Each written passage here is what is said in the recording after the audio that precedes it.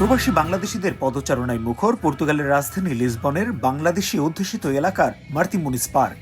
বিজয় দিবস উপলক্ষে আয়োজিত অনুষ্ঠানকে কেন্দ্র করে পর্তুগালের বিভিন্ন শহর থেকেও আসেন প্রবাসীরা। দেশীয় সঙ্গীত সহ নানা সাংস্কৃতিক আয়োজন উপভোগ করেন তারা। বিভিন্ন স্টলে দেশীয় জামাকাপড় থেকে শুরু করে নানা পণ্যের পসরা সাজিয়ে বসেন বিক্রেতারা। হরেক রকম পিঠা থেকে শুরু করে বাহারি মুখরোচক খাবারের স্বাদ নেওয়ার সুযোগ পান ক্রেতারা। প্রবাসী বাংলাদেশিদের পাশাপাশি পর্তুগিজ সহ দেশটিতে ঘুরতে আসা পর্যটকরাও উপভোগ করেন আয়োজন। এমন আয়োজনে অংশ নিতে পেরে উচ্ছ্বসিত প্রবাসীরা। এত সুন্দর আয়োজন, আমরা সবাই আজকে পরিবার পরিজন নিয়ে এসেছি। বিভিন্ন বাঙালি ভাই ও বোনেরা বিভিন্ন রকম খাবারের স্টল দিয়েছে। এত সুন্দর একটা উৎসব মুখর দিন আমরা আজকে এখানে উদযাপন করছি। এরকম একটা ইভেন্ট হয় যেখানে আমরা বাংলাদেশকে রিপ্রেজেন্ট করতে পারছি, বাংলাদেশিদের কালচার, বাংলাদেশের ফুড, বাংলাদেশের dresses.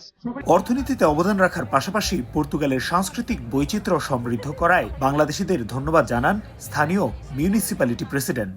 I'm feeling very well. Estou muito bem. This is the National Day from Bangladesh. I hope that you have a big future in your country here in Portugal. I thank you your cooperation with us, and so I am proud to have you here in my freguesia. রোববার পর্তুগালের স্থানীয় সময় সকাল থেকে সন্ধ্যা পর্যন্ত চলা বিজয় দিবসের আয়োজনে অংশ নেন হাজারো বাংলাদেশি।